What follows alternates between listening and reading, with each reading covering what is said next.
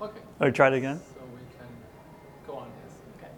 So within the ACC we have... Just look at her. Yeah. Me. Okay. So within... Come a little bit closer to me. No? Oh, this way?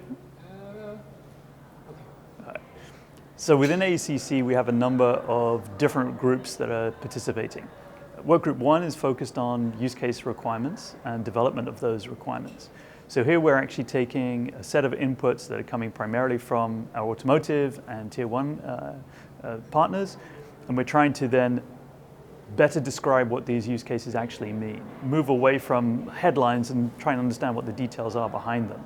So from that, there's quite a lot of detailed work to tease out, not just the immediate requirements, but when you start to decompose some of these things, what's the secondary thinking that you need to understand? And it's not just the straight requirement in terms of this must do that, but other things like what's the security? What about privacy? What about all of these kinds of other things that we need to take into consideration? The second work group is focused on solutions. How do we take this set of requirements that are coming from work group 1 and how do we address them? Is it a case of we have answers to these, they're existing solutions, we just need to put the building blocks together and we have a solution? Or probably more importantly, are there solutions we don't have answers to, or sorry, we have requirements but we don't have solutions to today? Probably those are the ones which are more interesting because that's where the gaps are, that's where we need to try and come up with new approaches to try and address it. So that's really where the two focus groups are today. Awesome. I'm gonna kill my kids. You already kind of touched upon this a little bit. Where do you see the future of connected vehicles markets going? I think you touched upon that, or like you really talked about the sensors in the cars and being able to identify the number of people in the street at a certain time. But do you have anything else to add to that on where you see the connected vehicle market going? So we're involved not only with regular vehicle makers, but also working with autonomous vehicle companies. And one of the things is this idea that, in the future, everybody's going to have autonomous vehicles, and that's not what we're seeing. It's much more nuanced. We see, yes, there will be autonomous vehicles in particular use cases, in particular areas, but there will be connected cars in large parts of the world driven by people for a long period of time. And even in there, if we can do things to reduce the number of fatalities, right? Fatalities are a huge issue in many countries around the world. So if we can drive that down towards a lower number, ideally 0 deaths. 0 deaths would be amazing. But what are the economic benefits that we can actually see from this in countries where they're already potentially at saturation point? Can we take vehicles off the road? What does that actually mean? So it's not necessarily the mobility models we're used to today. What does that mobility model start to look like in the future? What's the net effect of that if you don't need as much roadway? Can we actually start to think about turning pieces of roadway back to other forms of usage? What happens if you don't need as much parking anymore? So it's a whole series of different things that are coming together. Electrification, softwareification, is that a word? Softwareification of vehicles. All of these things coming together is a really, really interesting environment and an opportunity today, which will have impact for the next, sort of 50 years. Awesome. Good information. I love listening to everyone. I've had such a good time listening to everyone talk.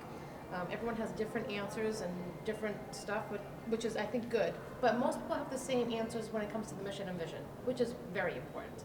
So why don't you talk a little bit about, the AACC is not a standards organization, right?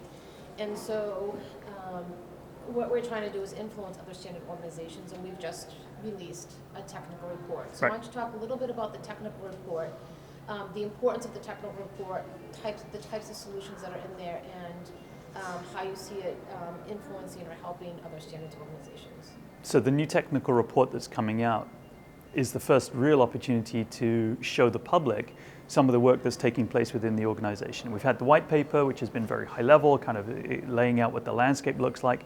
Now we're actually starting to dig into the detail, really lay out, okay, how do we start to address some, and this is only a very small set, some of the solutions to the particular challenges that we identify.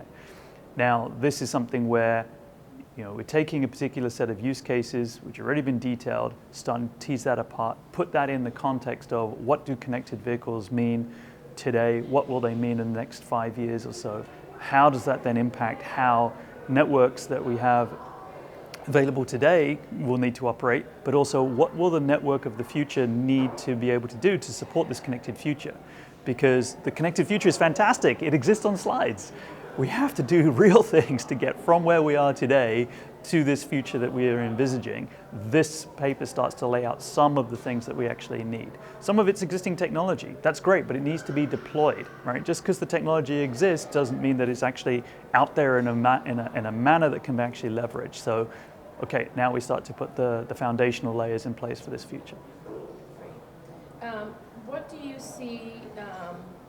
What do you see as the benefits of joining the AECC, and what organizations? Can you say good food? No. Good food.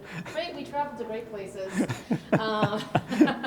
for our member meetings. There you Great go. group of people. Yeah. But I guess a benefit as to an individual, but also a benefit to an organization. So I feel that there's individual member benefits, but also as more and more is developed and white papers and technical reports is also a benefit for the organizations that are becoming a member too. So can you hit upon those two? Sure, yeah.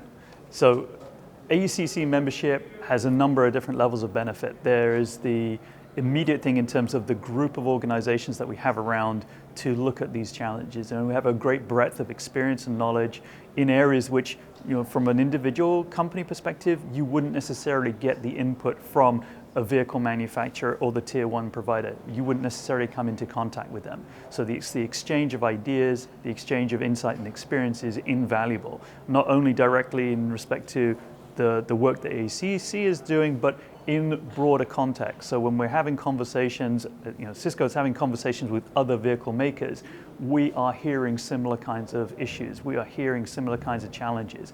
And it's being very, very helpful to be able to piece all the pieces of the puzzle together, because you get like a little fragment from over here and a little fragment over there. And okay, now suddenly things are starting to come into place and starting to come together. And from a personal perspective, a great bunch of people to work with, the exchange of ideas, the cultural differences are also very interesting, and the exposure to that is a fantastic opportunity. And it's also an opportunity to raise one's profile. So within a particular group of companies working on a very, very focused set of requirements and use cases, there's an opportunity here to obviously present what you are capable of doing, what the company that you work for is thinking, and also feeding back, what are you hearing in these organizations, and bringing that back to your company and helping spread knowledge and information within that company as well. That's great.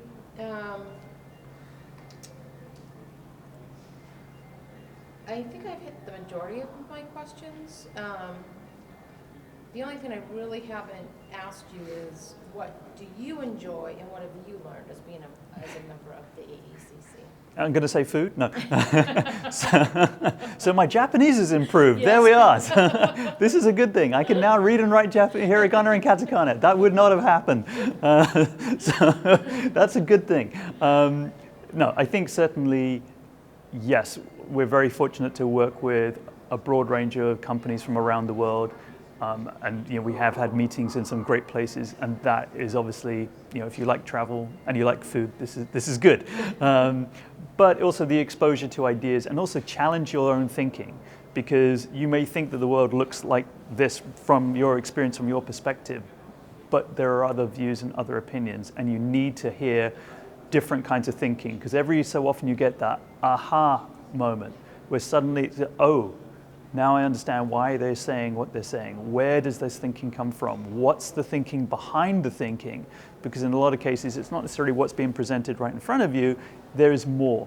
And you have to kind of pick away at some of these things to really understand what's the reasoning and rationale. And you don't necessarily get that from one meeting. It is a case of ongoing engagement, more discussion, contribution, being challenged. It helps you grow. Awesome. We're good. Good. Thank you. Now I gotta go stop my phone.